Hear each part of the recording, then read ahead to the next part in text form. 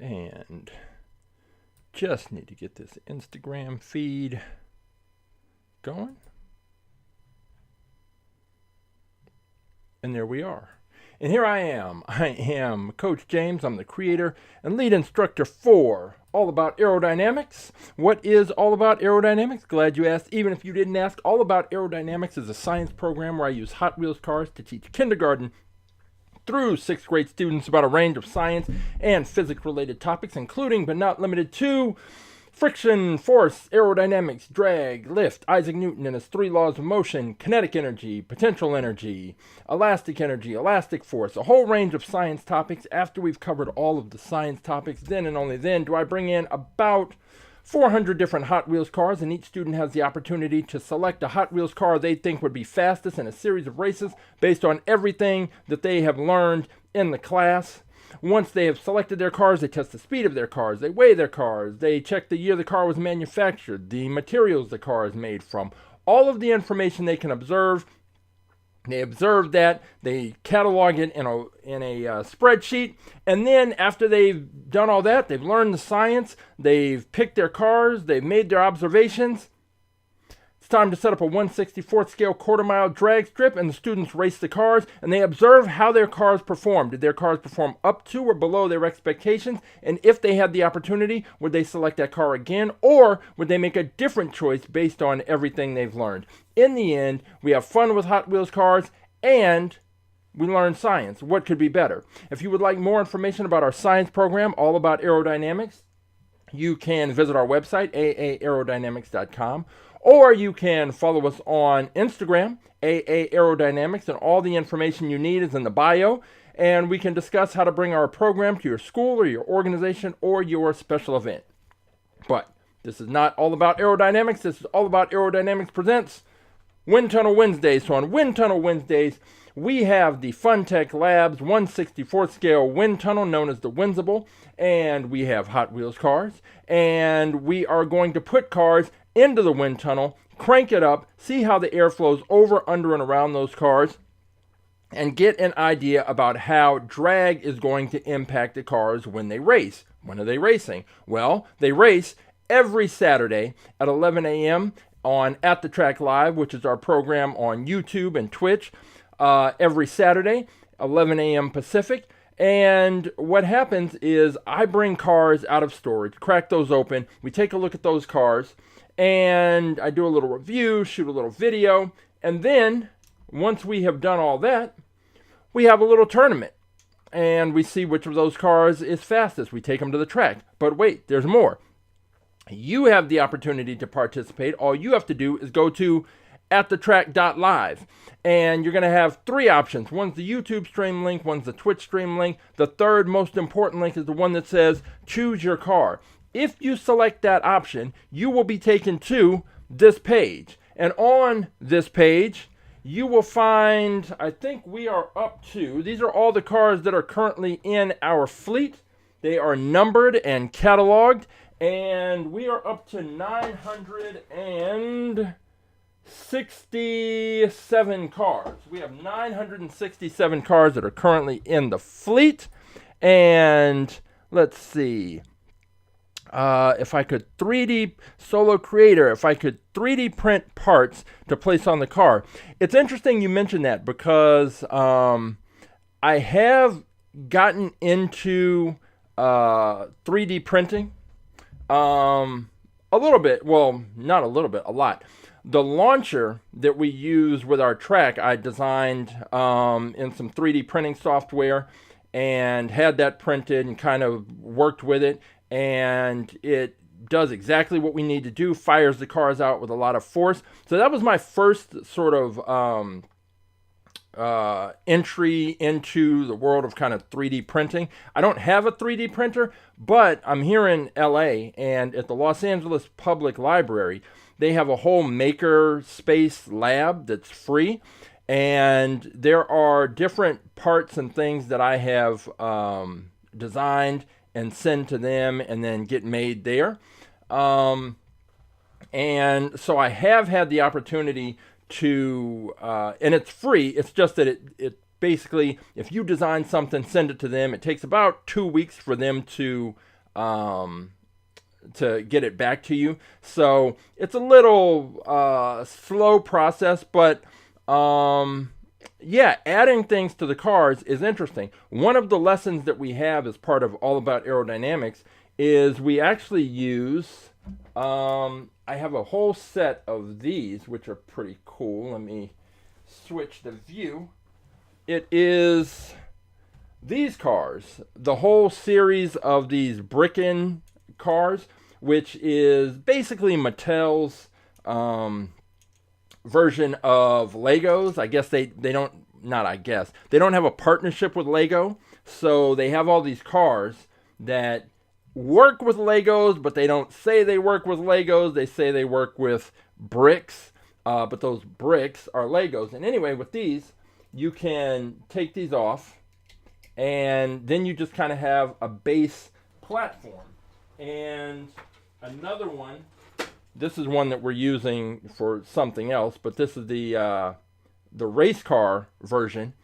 And so there is a lesson in All About Aerodynamics where students get a bunch of Legos. They roll a die, and whatever number comes up, or they roll 2 dice, and then whatever number comes up is the number of random Legos they get.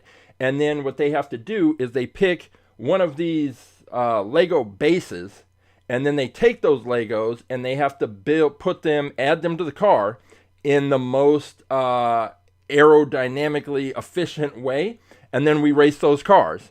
So it's not the 3D printing, because again, I don't have quick access to a 3D printer, but this does kind of mimic that idea of taking kind of random different parts, putting them on a platform, and then racing the cars. So all these Bricken cars, I don't know how popular they are with just regular Hot Wheels collectors, and the fact that they don't acknowledge or really publicize the fact that they work with Legos. I don't know how much kids are into them, but there's a third one of these, a third design, and I have because when I saw it and figured out they worked with Legos, I bought between family and friends getting them, I have at least 100 of them. So I've got a whole lesson that's a part of All About Aerodynamics that involves the kids kind of building their own style of cars, but using the Legos. So that is something that is going on. As for today, with the cars, hey Virgo, hey Roughshod, how you doing? As for today, we have plenty of cars. We have a few different cars that we're going to throw in the wind tunnel. And again, if you go to AtTheTrack.live and you select the choose a car option, you will be taken to this page. And on this page, we have all of the cars that are currently in our fleet. And if there's a car that you would like to see in the wind tunnel, all you have to do is take the number that's in front of the car and drop it in the chat. I will pull that car and we will take a look. So Roughshod he's dropped a couple of numbers in there because he's already picked his car to race on Saturday. But let's see what car number 194 and car number 367. Let's see what 194 is. And if you haven't looked through our catalog, we've got cars from the 70s, 80s, 90s, 2000s, some very recent cars. I just picked one up the other day that is, I forget the name of it, but it's basically a coffee cup. And it's got the Starbucks green and brown colors and white, but it's not affiliated, but it's clearly that's clearly what it is. Okay, let's see. All right, so Soul Creator, you want to go with car number 53. All right, so let's check. Let's see which one Roughshod's going with. 194. So we'll check that one. 194 is, what is it? 194. Okay, this DaniCar. And this is interesting because I believe this is the one that was co-designed with Danica Patrick. And I think that's how they came up with the name. And it's also interesting because it's one of the few cars, other than that tank, I don't know if we have too many cars that have 6 wheels. If it races on the track, I don't know how that's going to kind of come into play. It'll probably just add weight, but should be an interesting car. So we'll pull that one to put in the wind tunnel. And let's see, we also have 367 that Rough Shots looking at. 367.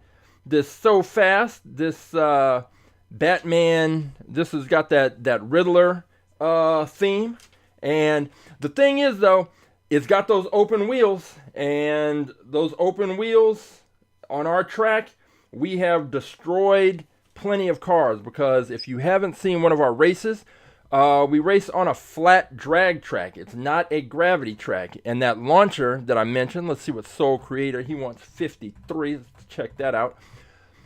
As I mentioned, that launcher that I designed, that I had 3D printed, it was designed specifically to fire the cars out with as much speed as possible. And yes, I have your cars too, Christopher. I have those already pulled. The Electrack and the Monoposto. I've got them. But that launcher, it was designed, I designed it to fire those cars out with as much speed and force as possible, because it is easier to observe some of the aerodynamic principles that we are talking about when, so let's go, okay. Soul Creator is going after this Mazda RX-7. Okay. Looks good. This has been a popular pick with the students. I don't know if it's the color that catches their eye, something. But anyway, back to the launcher. The launcher is set up to fire those cars out, because the faster a car moves, the more drag has an impact on the object. And there's certain other physics principles that are easier to see when the cars are moving at high speed. Anyway, it just means that when we have cars that are open wheel cars, they get fired out, and if they come off the track and hit the barriers on the side, then they end up like our old boy Forky. Forky is always the cautionary tale for any open wheel car hitting the track, because when those open wheel cars hit the barrier, come off the track, hit the barriers, and these axles get bent, it's a wrap. They cannot race anymore. I don't have any way to straighten these out. And basically, that's it. That's a wrap. It's it. So, if you want to see one of these cars in the wind tunnel, all you have to do, AtTheTrack.live, select choose a car, find the car, take the number, drop it in the chat. I'll pull the car. And today we're going to look at the cars in the wind tunnel, but on Saturday when we race the cars, all your cars are entered into the tournament, and if they win, they will have the opportunity to take on our fastest in fleet car. Our fastest in fleet car is this one. It is the Super Stinger. It is the car that has won the tournament the previous 2 weeks. It knocked off the Arkham Asylum Batmobile a couple of weeks ago to become our top car. And as the fastest in fleet car, it is the car that's just waiting for the winner of the Saturday tournament to step up and challenge it and see if it can take it out. So, because it is our fastest in fleet car, fastest in fleet car is always the first one into the wind tunnel, and that's not going to be any different today. So let's go ahead and switch on over to our wind tunnel and see. We've got our kind of wheel stands here. Funtech Labs. I don't know. I ordered a set. They created these new funnels for the smoke in the wind tunnel, and I ordered those, but they haven't shown up. And when I ordered the actual Windsible, I was in the early Kickstarter backed version, like the first group to really support the project. So they were working a lot of things out, and I think that shipping and fulfillment was part of what they were working out. But I eventually got it. And if you've watched any of these, There are some little quirks to this thing, but for the most part, it's pretty cool. It gives us a nice little view of the aerodynamic profile on these cars. So what we will do is we're going to fire this up, and as I tend to mention, one of the things you want to watch for is right when I turn it on, the smoke is going to come out and it's going to be kind of hazy, and then it's going to appear. And right when it appears, you're going to immediately see the path that it follows over the car. And then as we turn up the speed, it gets a little more intense, but it's really kind of my favorite thing is just seeing when the smoke appears. So let's go ahead and fire this thing up and turn it up to our cruising speed, and here we go. So this one's a little interesting, and see, when I was talking about, oh, we always get that little pop right there. This is at our cruising speed, 67 miles per hour, and the reason why I ordered more nozzles is because the smoke has started leaking out. We get this kind of leak. When I first got this, you just had 5 very solid smoke streams, and as we turn it up, yeah, you know, this thing might be possessed because it kind of is very temperamental. We're up to 107 miles per hour. As we turn up the speed, it definitely gets more defined as far as being able to see how the smoke is moving as we push this up. We're up to 147. Now with this one, what we're seeing is this has a very unique design. It's pretty much got a teardrop shape for the most part right here in the front. You kind of see that. This kind of narrowing at the back comes up here.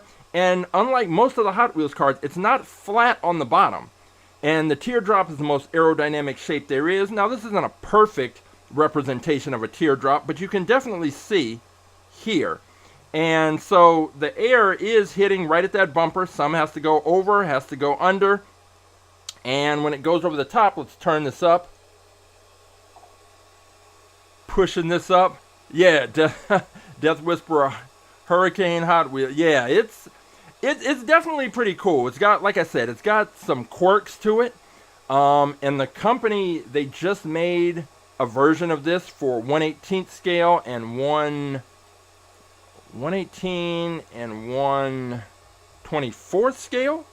But those things are like $600 or something. The one for Hot Wheels is about, I think now is about $260, something like that. But we're up to 174 miles per hour, and one of the things we are seeing and what we want to look for is where and when the airflow kind of breaks away from following the curves and lines of the bodies. Now with these fantasy cars, it's a little tough to always gauge because they have so many unique elements and curves that you wouldn't see on a normal car. So, but we do see that as this air is coming up over the top, we can just see it breaking away right here. It's not complete, it's not bad. We don't see a lot of turbulent air. And push this up to 188. And what we're really kind of looking for is, one, is the airflow, is it following the lines and the contours of the body, or is it becoming detached and turbulent?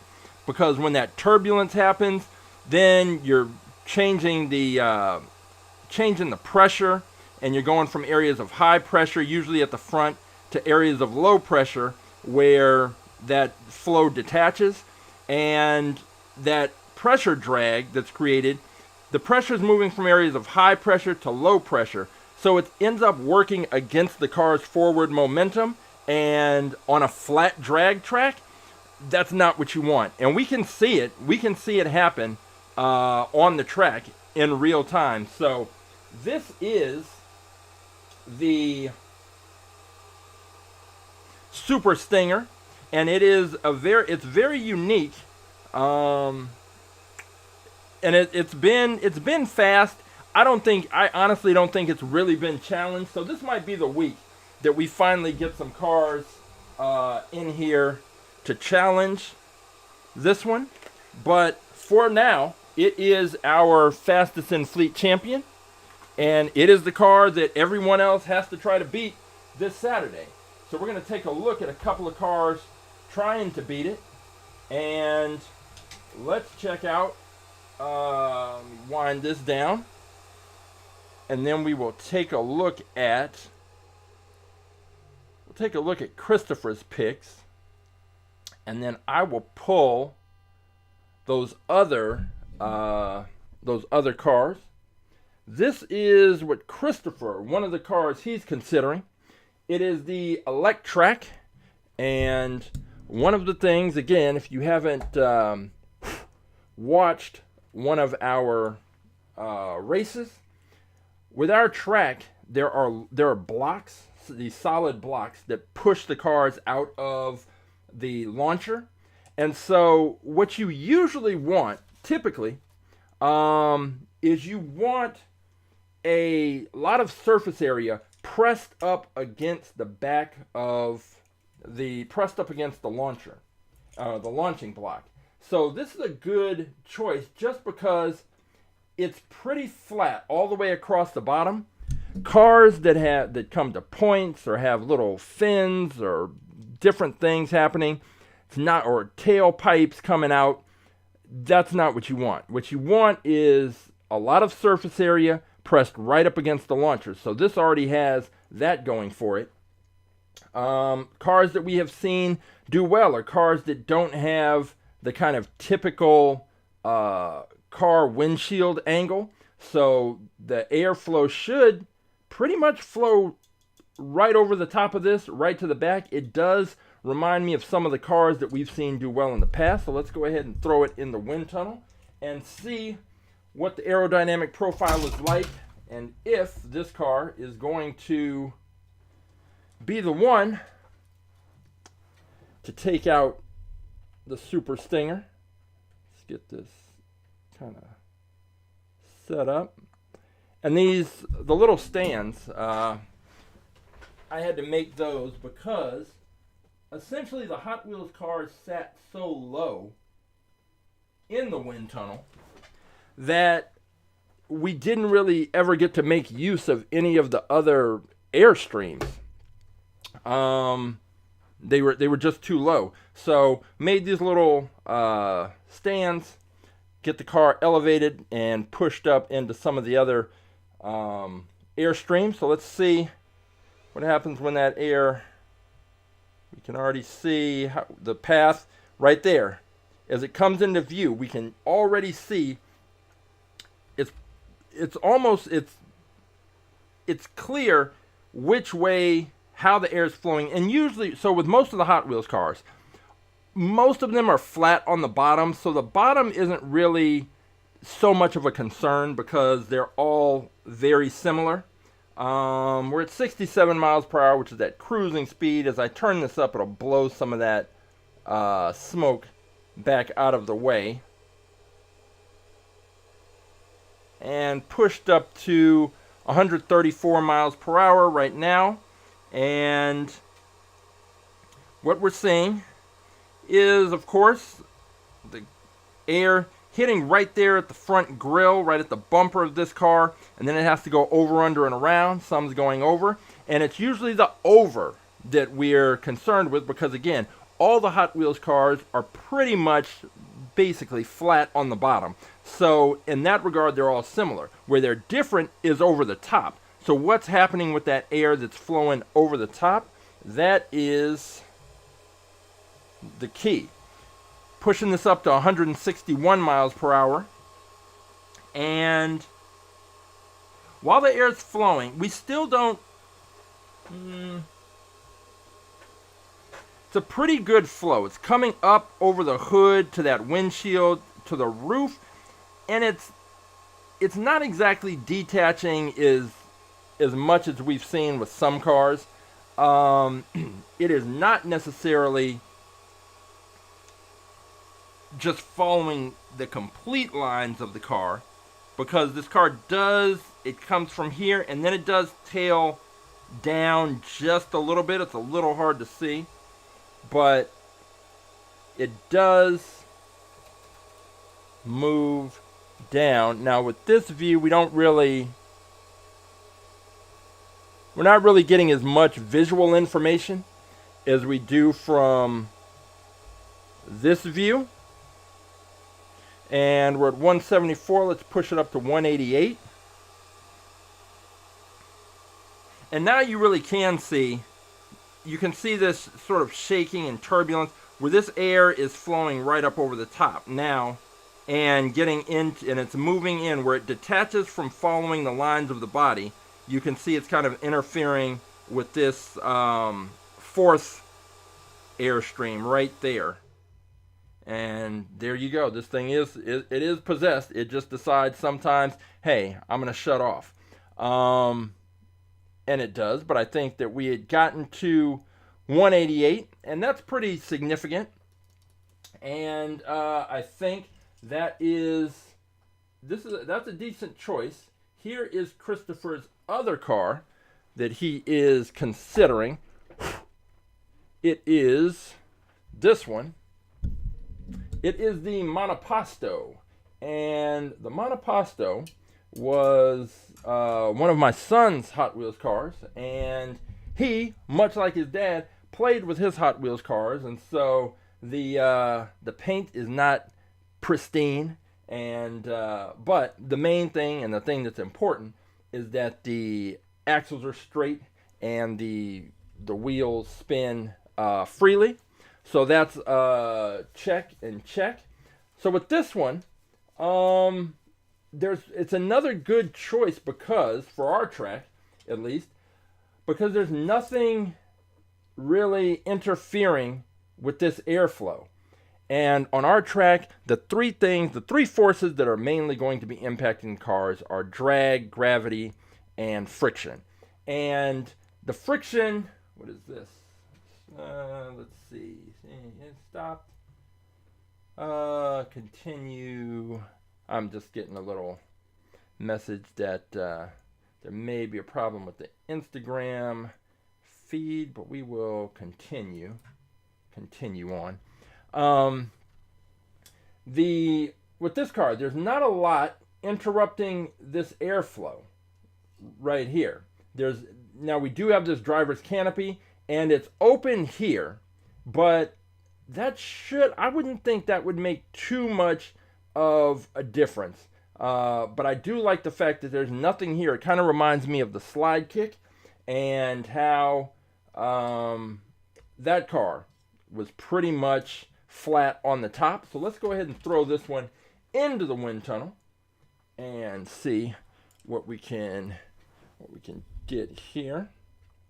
And switch on over. The Monoposto. Get this fixed right there. I think both of these are two solid choices. Now the Electrack, I know that there's another one that we have in the fleet. I think it's red. And that red one, the red one has raced before, and I don't remember if it's raced on AtTheTrack.live or if it's just been a student pick, but let's go ahead and fire this thing up and see how that air is flowing when it comes into view right there. And it's kind of interesting. Now you do see that this car does have a bit more frontal area than some of the other ones, but as we turn this speed up, that should kind of minimize, like right here where that air is building up. So let's go ahead and push this up to 107 miles per hour, and you really can see that air is building up right in the front and then coming up over the top. You can see the exact path that it's taking, and it is a little interesting because it's not doing what I would have thought it would be doing. Let's see. I'm just checking the checking this Instagram, and well, it's nothing I can fix now, so we just press on, and I hope the people who are watching on Instagram switch over to either YouTube or Twitch. So let's see, with this one, we're at 134 miles per hour. Let's go ahead and push it on up. And now you really can see. So that air that got deflected on the front is now, you can see it right there, just kind of arching up right there. So that's what's happening. The air that's flowing over the car is coming from this third stream, but the first and second air streams that are hitting kind of right at that front bumper are deflecting and coming up, and they're not necessarily coming up and following the lines of the body, which is interesting because I was pretty sure that's what it was going to do, but now we're going to have to take a look at this car, because I'm just noticing that right there in the front, right at the just behind the bumper, right on the hood, is a little opening. And I didn't check to see if that is open all the way to the front, if there's like a hole for the air to flow through or not. So that's something that I'll have to check when we pull this car out and push this up to 174.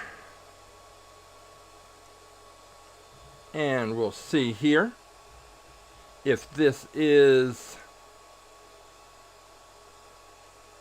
it. So 174, and you can definitely see how that air is flowing above. So when you have that air that's not following along the lines of the body, it's not ideal.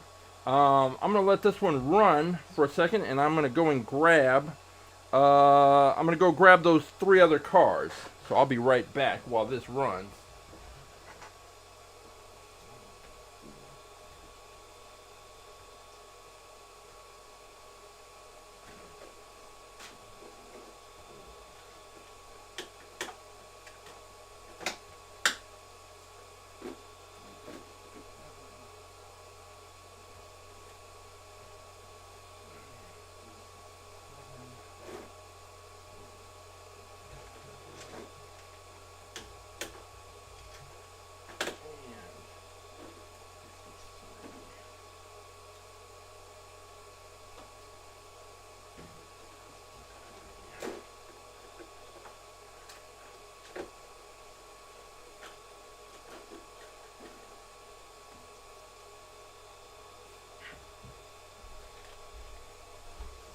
Okay, so now as I wind this down,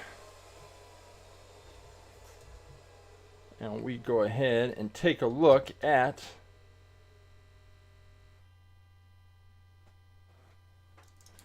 some of the other cars. So this is probably the most interesting of the group, is this one, the DaniCar.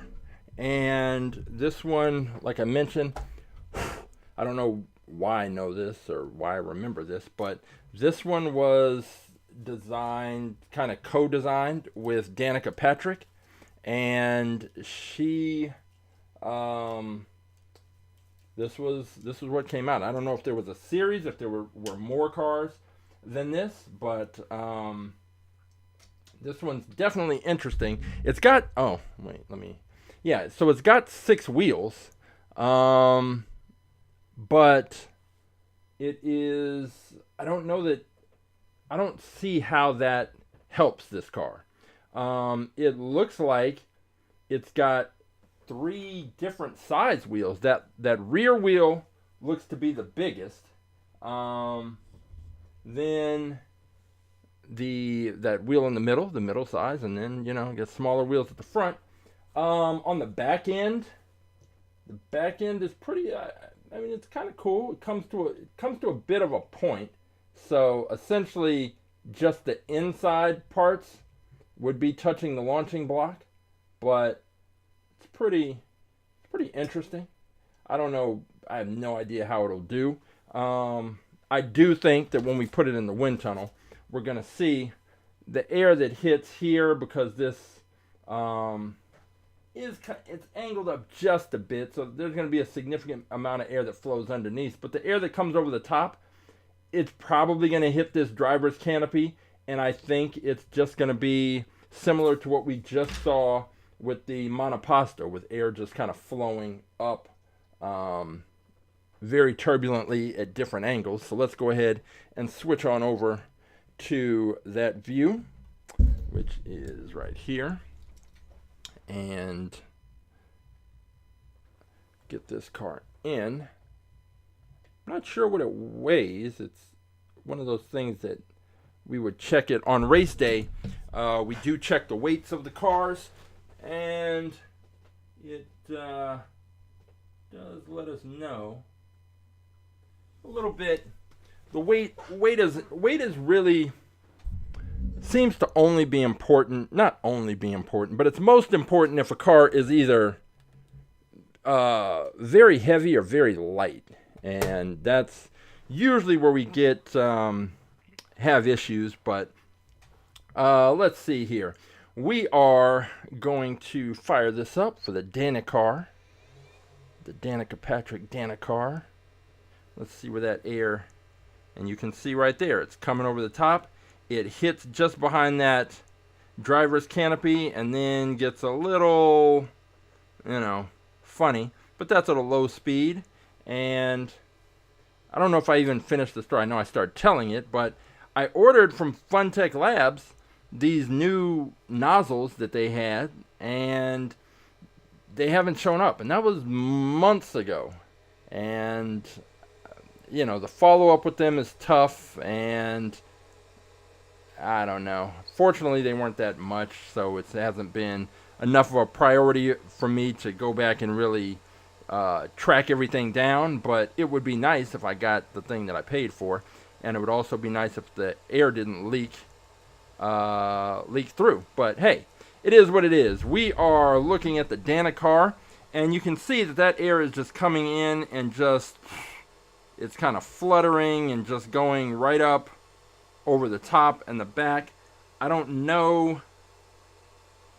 Let's push this up. We're at 121 miles per hour, 134, 147. Yeah, I wouldn't think that this car would do all that well on the track, but it's one of those things. I don't know, because there's some cars that have done way better than I thought, and some cars that I thought were absolute locks to do something on the track, and nothing happened. So they were a disappointment. We're up to 161 miles per hour, and that air is just flowing right over this car. And I don't think it's bad. The aerodynamic profile isn't bad. I just don't know about the extra wheel. Why? I guess from a design standpoint, they were like, hey, let's do something different. Let's make it cool. Okay, it's cool, but this is the DaniCar. This is the Danica Patrick. She collaborated with Hot Wheels, and this is what they came up with. And the Windsible has decided that's enough for the DaniCar, and I say no, it's not. I'm going to give it a little bit more. Firing it up again, you can see exactly how that air is flowing over. I think it would be interesting to see this one race, just because 6 wheels. Now, it probably would be the fastest 6-wheel car that we have, because the only other one I can think of right now is that tank. And that tank has been picked by Never Ending. It's also been picked, I had a student pick it, and I was surprised that she picked it. And when I asked her why, she had an explanation, and she had a reason and a rationale, and that's all I want the students to have. I want them to think about why they're picking. a particular car, and then once they see the car perform, then they can make their assessment as to why and why they think the car performed the way that it did. So we have the DaniCar right there, and then where did I put? Oh, we're gonna check out this one. This was picked by Soul Creator on Instagram before that feed froze up. So the good part is he will be able to check that out.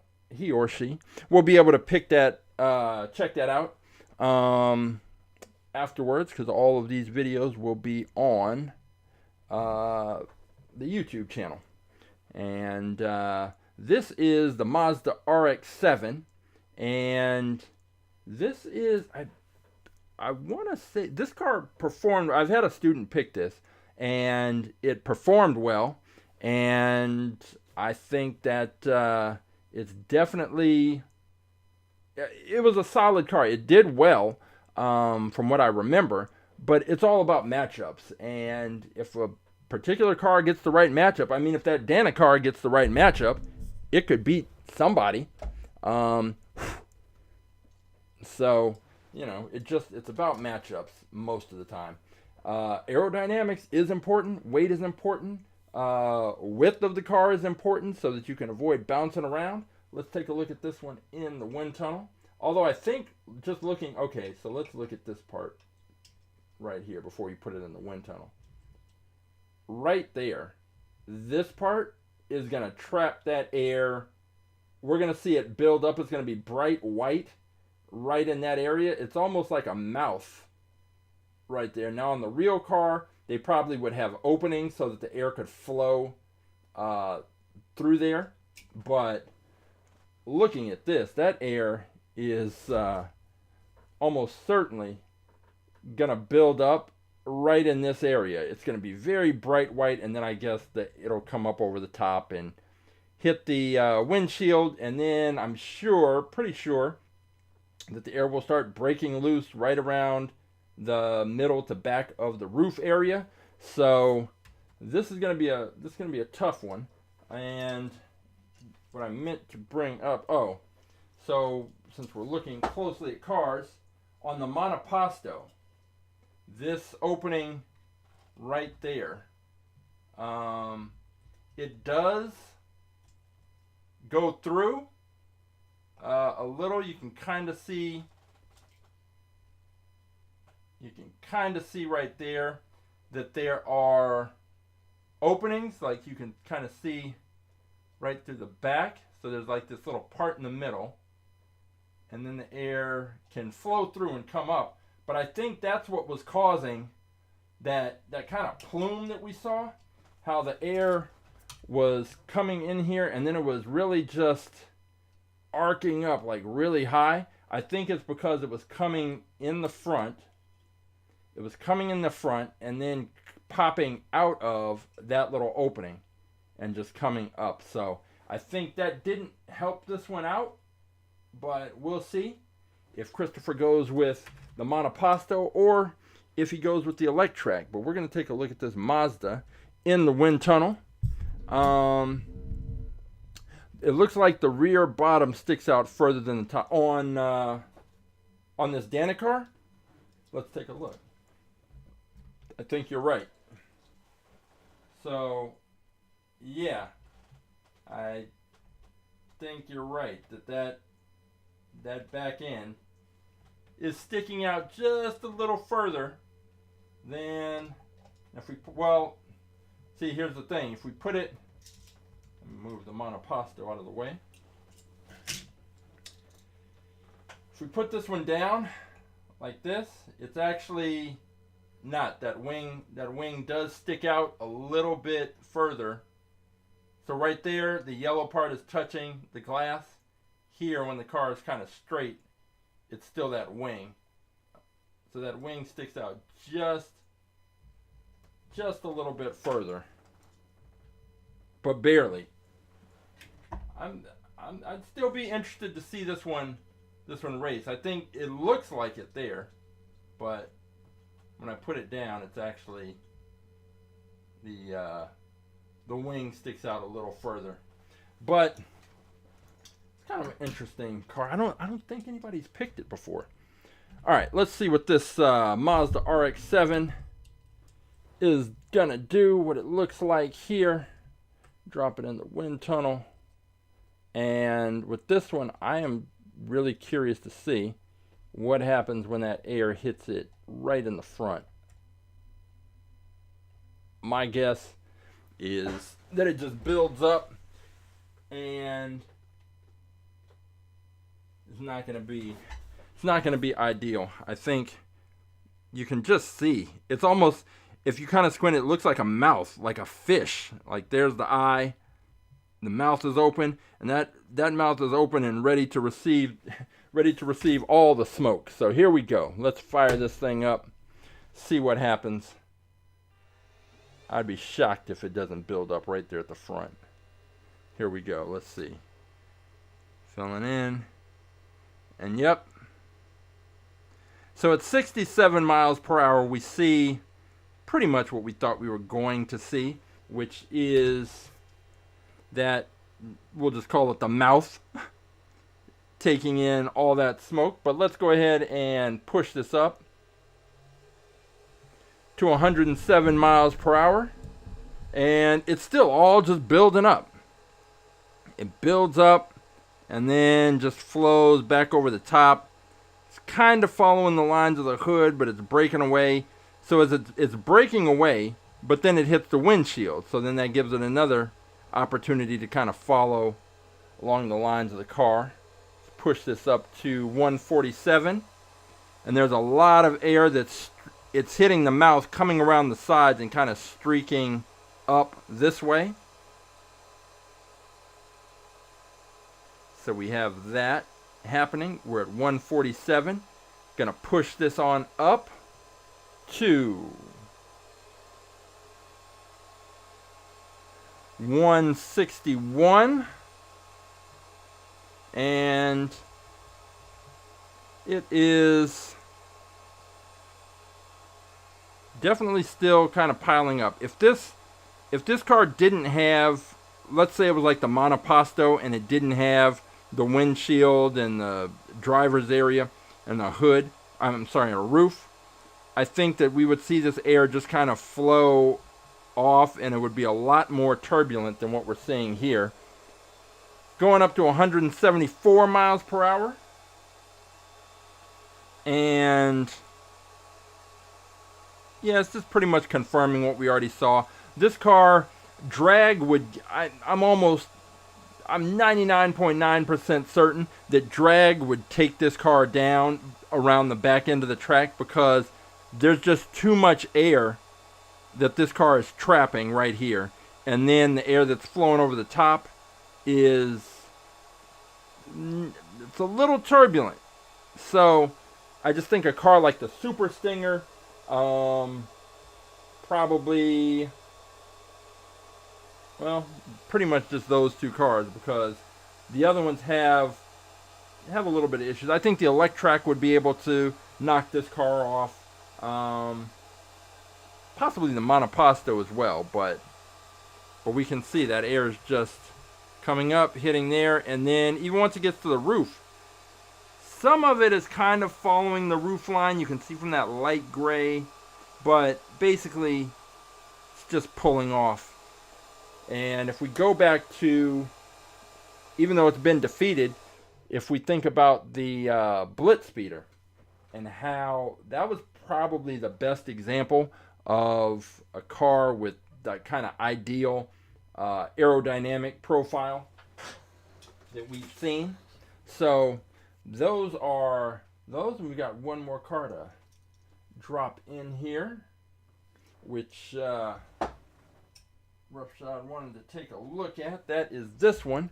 It is the Sooo Fast. It is the it came, I'm pretty sure, in one of those 5-packs, the like Gotham City 5-pack with a cop car, a Batmobile, this, and who knows what else. But That is the Sooo Fast. I think this is probably a pretty solid car to run. Other than you're always with those open wheel cars, you're always one bad launch away from the end of a career, a career-ending injury. But let's take a look at this one in the wind tunnel. See what we see. And it's got some smaller wheels at the front, larger wheels at the back.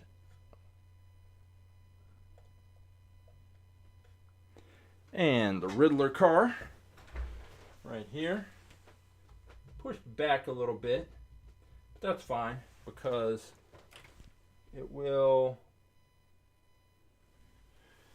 let us see how that air is really impacting the car once it gets fired up. So, all right, the Riddler car. Oh, I didn't switch over.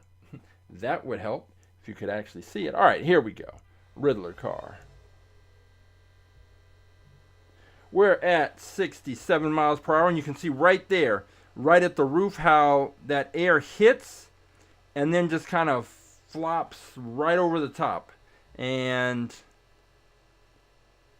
let me push this up so we can really get a more clear picture of what's happening at the front of the car. 107 miles per hour. We have, you can see where it gets kind of bright white. That's where the air is kind of building up in the front, as it has to determine whether it's going over, under, or around this car. And let's go ahead and push the speed up.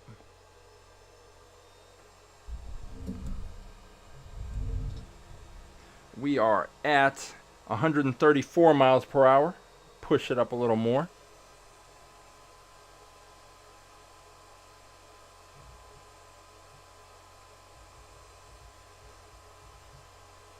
And pretty much once that air comes up over the hood, hits the windshield, it's already, it's flowing over there. Once it hits that windshield and moves up to the roof, that's pretty much the end. It's pretty much a wrap at that point.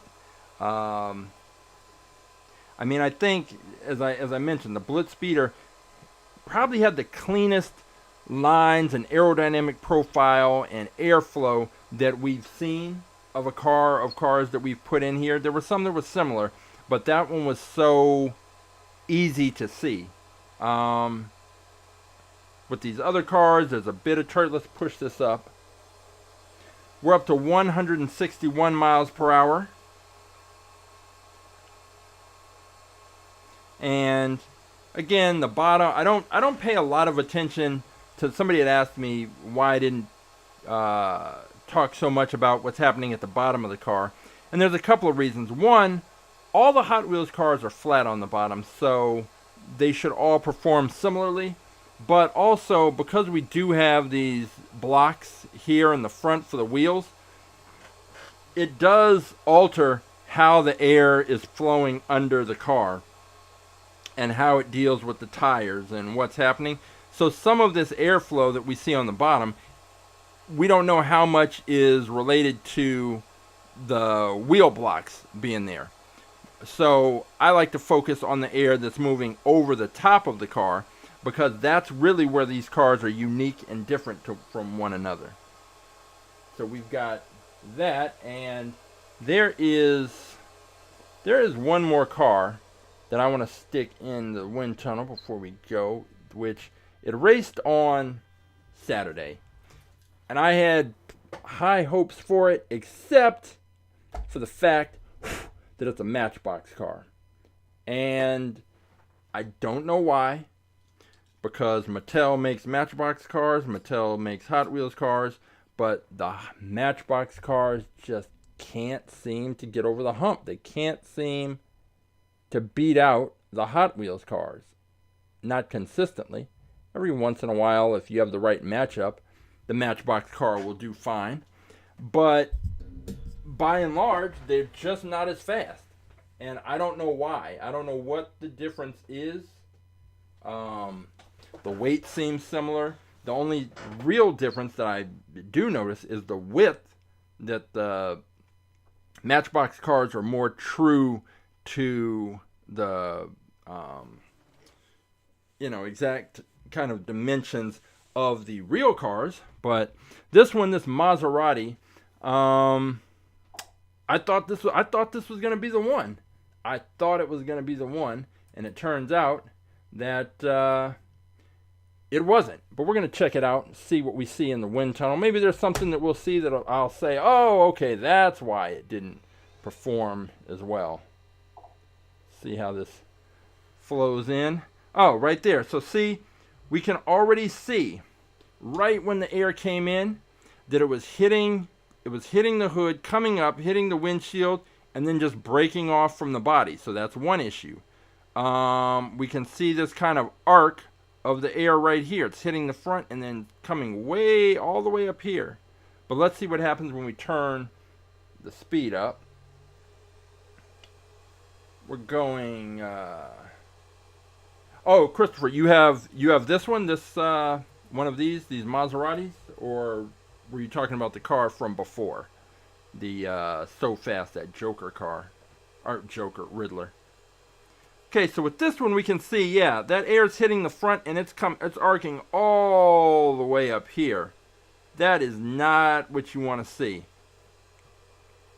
Definitely not. Let's go ahead and push this up. We were at 107 up to 134 miles per hour, and we're just seeing exactly what's happening. Now, to its credit, like towards the back, some of this is fine, but push this up to 161 miles per hour. And we can still see right here, it's going up like that. The air is hitting here, hitting the hood, and coming up, and just coming in that kind of big arc. And even back here, we see that it's not following the lines of the body all the way down, which I think if we wanted to see that, this would need to be straight out here, kind of like the Blitz Speeder. That was one of the things with the Blitz Speeder, is that from the front, the transition to the window and the roof, right off the back, it was all, there was never a place where it dipped down. So the air just kind of flowed right along the body of the car, right past the wing, and then off. Push this up to 174, but I think we can see what we need to see. And this car, just another Matchbox car that couldn't get the job done, is what this car is at the end of the day. But it's a cool looking car. I like the look of it, definitely.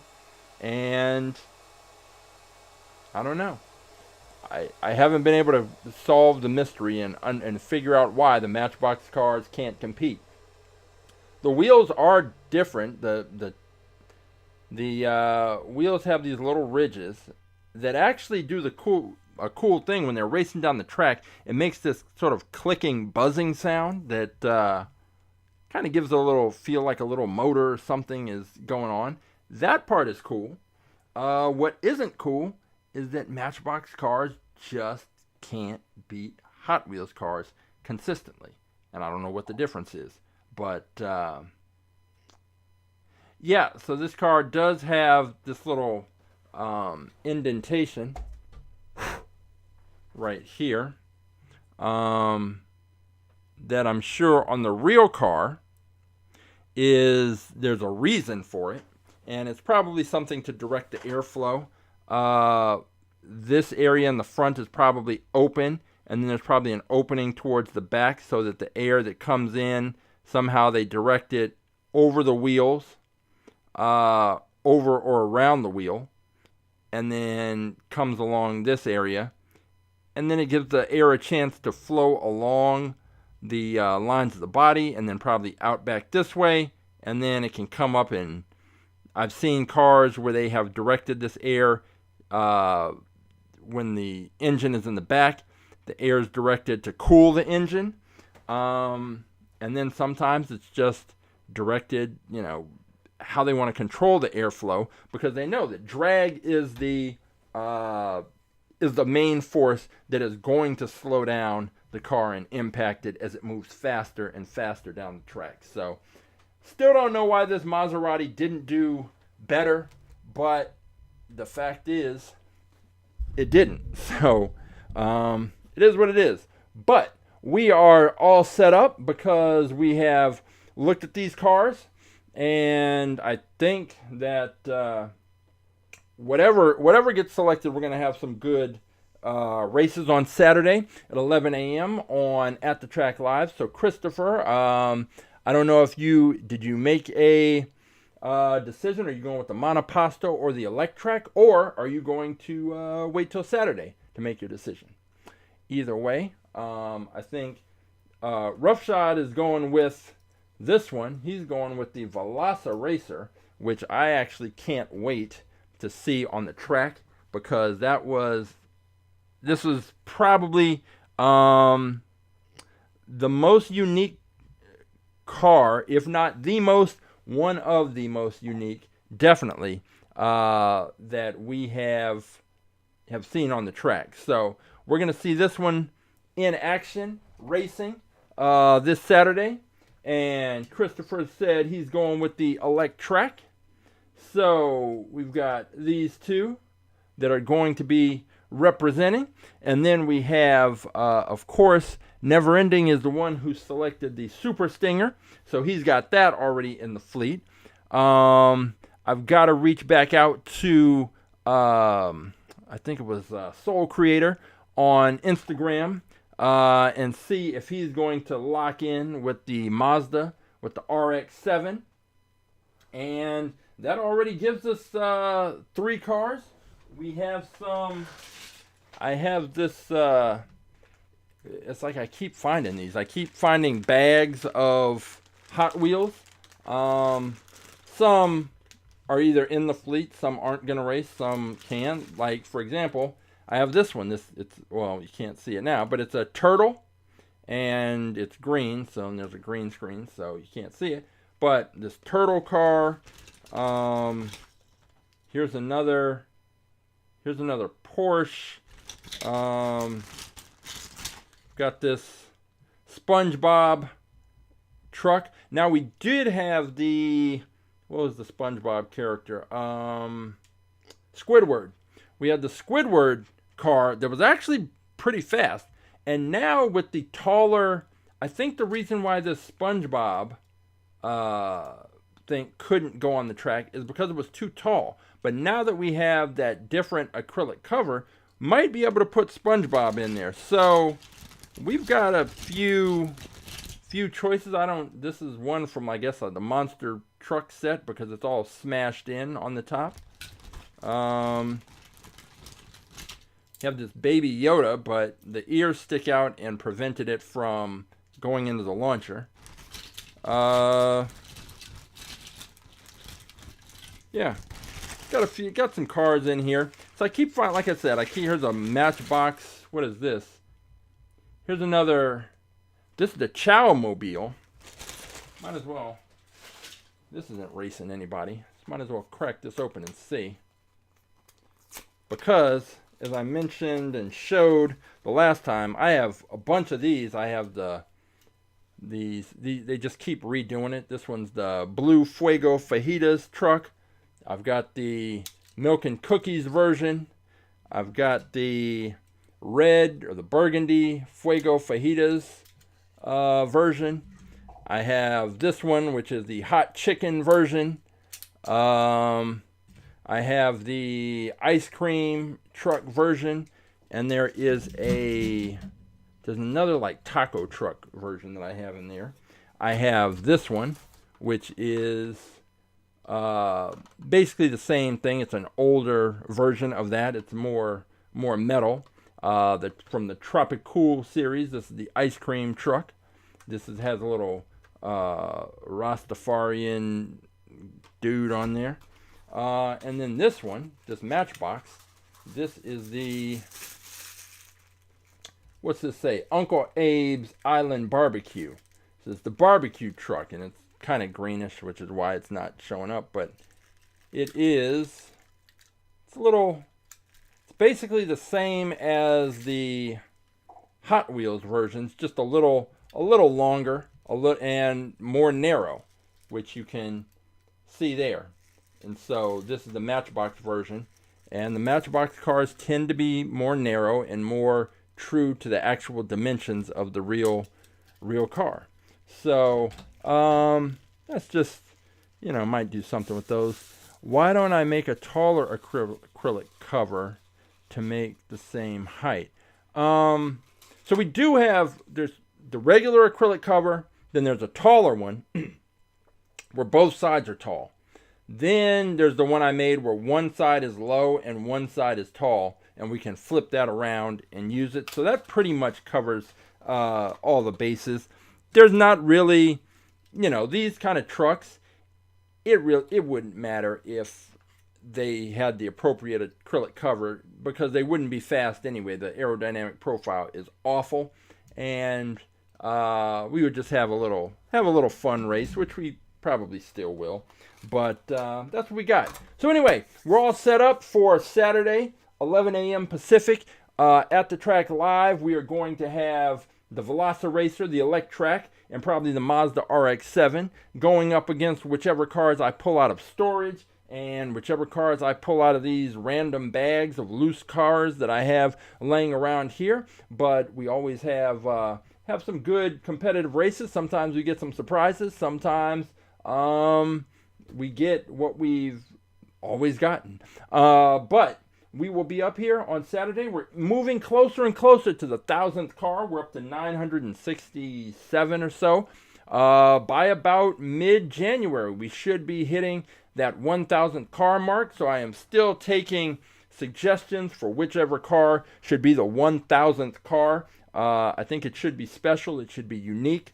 And I might be willing to spend a little money to get it. Not a lot of money, a little more than usual, but not a lot. So we'll figure it out. Still got time. So for All About Aerodynamics, for Wind Tunnel Wednesday, and for At the Track Live, I am Coach James. And until next time, I will see you at the races.